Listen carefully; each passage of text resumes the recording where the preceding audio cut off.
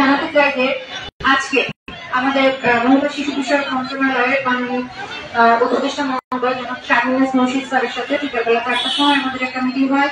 Sir আমাদেরকে বলেছেন যে আজকে ক্যাবিনেটে আমাদের বিষয়টা আলোচনা হয়েছে এবং সর্বসম্মতিক্রমে সিদ্ধান্ত গৃহীত হয়েছে যে আমাদের সচিব স্যার আগামী সপ্তাহে আমাদের এই যে রাজস্ব যে প্রস্তাবনা সেই প্রস্তাবনাটা পাঠাবে এবং ওনাদের এই সিদ্ধান্তের প্রেক্ষিতে আমরা সবাই চলে যাচ্ছি, মেয়েরা সবাই চলে যাচ্ছে এবং আমরা কমিটির মেম্বার যারা আছি তাদের প্রয়োজনে স্যারের নির্দেশনায় আমরা ঢাকা থাকছি।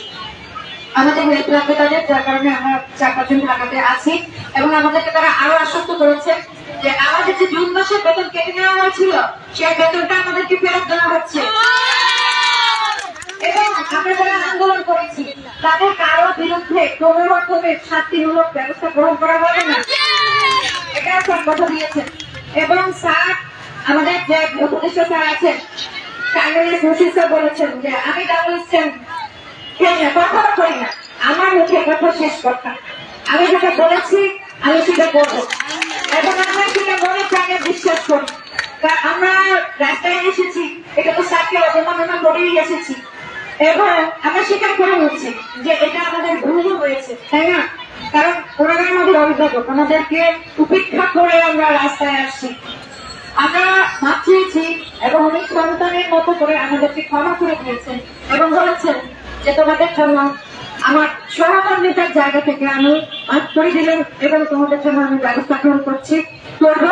আমার সচিবকে আমি বলছি, আমাদের সামনে বসে সচিব স্যারকে নির্দেশনা দিয়েছেন আগামী সপ্তাহে তোমরা ওদের প্রস্তাবনা পাঠাবো এবং আমরা খুশি মনে সবাই বাড়ি ফিরে যাচ্ছি। আলহামদুলিল্লাহ আলহামদুলিল্লাহ আলহামদুলিল্লাহ।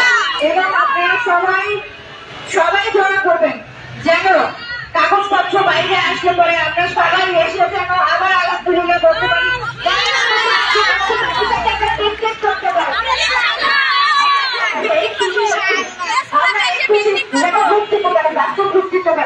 তবে আরেকটা কথা, যদি প্রয়োজন হয়, যদি আমাদের প্রয়োজন হয় আবার রাস্তায় এসে দাঁড়ানো, আমরা সবাই একসাথে আসবো,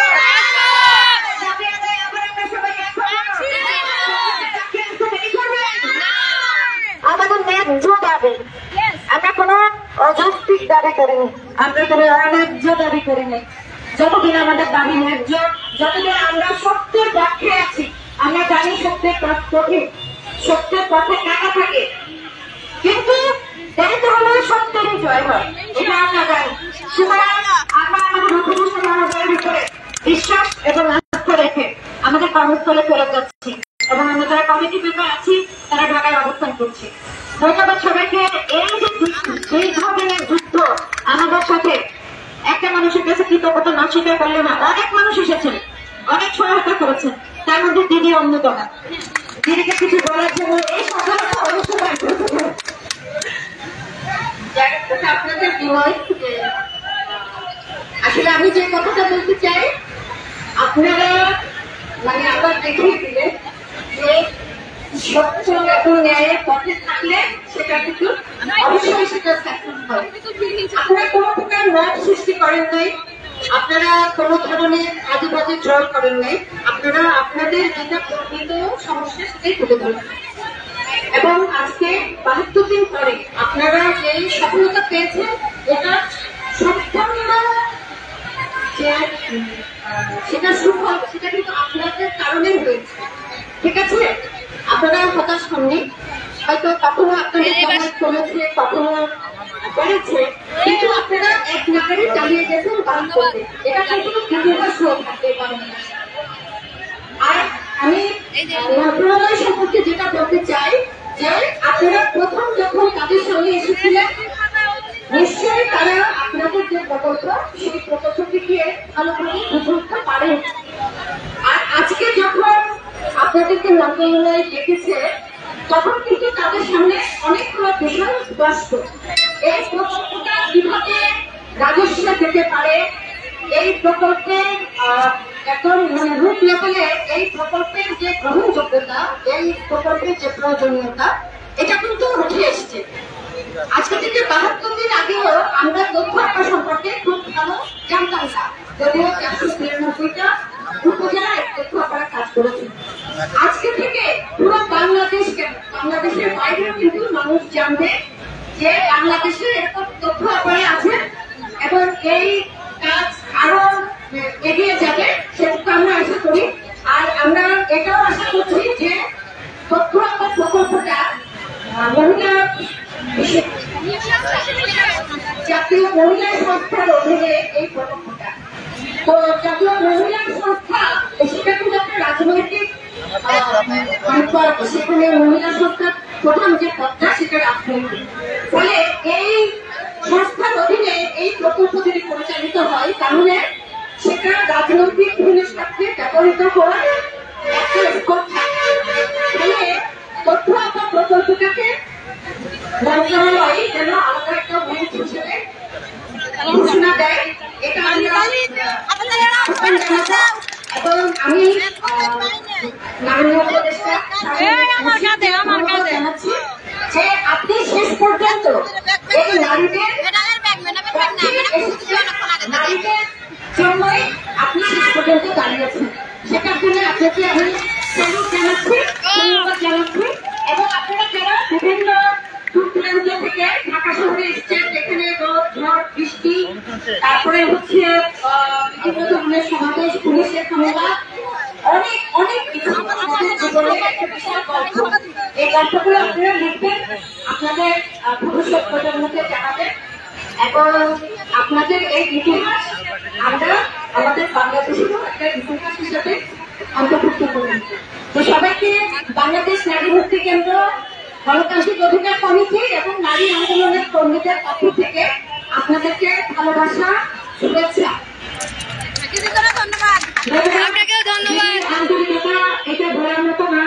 আরো আমাদের সাথে এখানে যারা হচ্ছে গিয়ে মানে আমাদের সর্বোচ্চ সহযোগিতা করেছে, না বললেই না, প্রভু আপদ, মনোরঞ্জন আপদ, আমার বন্ধু নাসির, তারপরে হচ্ছে এডুকেটিভ ভাই, যে লোকটা উনি এতটা পরিমাণে আমাদের জন্য এগোচ্ছে, আপনাদের কাছে আমার বলতে হবে আমার থেকে আপনারা বেশি এগোচ্ছেন, শেয়ারে ভাষায় ওনারা আমাদের জন্য আমাদের জন্য তথ্যগুলো আমরা উপলব্ধি করছে। মধু ভাই, এই যে প্রধান উপদেষ্টার সাথে যে 5 তারিখে মিটিং ছিল সেই দিন পর্যন্ত উনি সবাই ব্যাগ করে আমাদের বিষয় নিয়ে কথা বলেছেন। সাথী ভাই, তারপরে হচ্ছে গিয়ে আরো আছে যে আইডিয়াস করে ওরা অনেক হেল্প করছে আমাদের। সরকারের হচ্ছে সবাই যদি আমাদের সামাজিকভাবে আসে, এখানে বলে গেছেন যে সামাজিক আসে এবং ওরা হচ্ছে গিয়ে আমাদের সাথে না থাকতেন এবং হচ্ছে আমাদের এই যে সরকারি অফিসের পক্ষ থেকে গভর্নমেন্ট এমপ্লয়িজ অ্যাসোসিয়েশনের মহাসচিব নজরুল ভাই, দেখেন দেখেন লাইভে আছে, উনি আমাদের অনেক কাগজপত্র দিয়ে সহায়তা করছে এবং সামনে যে আমাদের দৌড়াদৌড়ি তার মধ্যে ওরা সহায়তাটাই আমাদের অনেক বেশি সাহায্য করবে, কারণ কাগজপত্রটা এই ভাই আমাদের ভোট করবে। সুতরাং এই সবার যে সম্মিলিত যুদ্ধ ভারতের দিনে, তারপরে যে এই জয় আমাদের সবার, এই জয় নিয়ে আমরা খুশি হয়ে নারী সমাজের জয়, নারী সমাজের জয়, নারী সমাজের জয় হয়েছে, আমাদের জয়, সারা বাংলাদেশের নারীদের জয়, এটা নিয়ে আমরা খুশি। এবং আমরা কাউকে এখানে যারা আছি তারা আরেকবার আসবো, কারণ হচ্ছে আমাদের যে পুলিশ ভাইরা বা আরো যেসব ভাইরা আমাদের একটু হেল্প করছে, ওনাদেরকে মিষ্টি করার জন্য হলেও তাকে আসতে হয়, তাহলে অতিরিক্ততা হয়। কারণ এখানে যে আমরা বারাক্তকে রয়েছি, এখানে আমরা বারাক্তকে রয়েছি, মেয়েরা ঘরে রয়েছি, আমরা রয়েছে রাত্রে শুধু 5 টাকায় আমরা রাস্তায় ঘুরেছি, শুধু 5 টাকা। কোনো অ্যাক্সিডেন্ট হয় নাই, কেন হয় নাই? কারণ পুলিশ ভাইরা আমাদেরকে পাহারা দিয়ে রাখছে, ওনারা আমাদেরকে পাহারা দিয়ে রাখছে বিধায় আমরা এখানে আমাদের সম্মান নিয়ে রাস্তায় রাখতে পারছি। তো এই জন্য ওনারা অবশ্যই ধন্যবাদ পাওয়ার দাবি না, শুধু ধন্যবাদ পায়, তাদেরকে নিশ্চিত না হলেও অভিনন্দন প্রকাশ করতে হবে।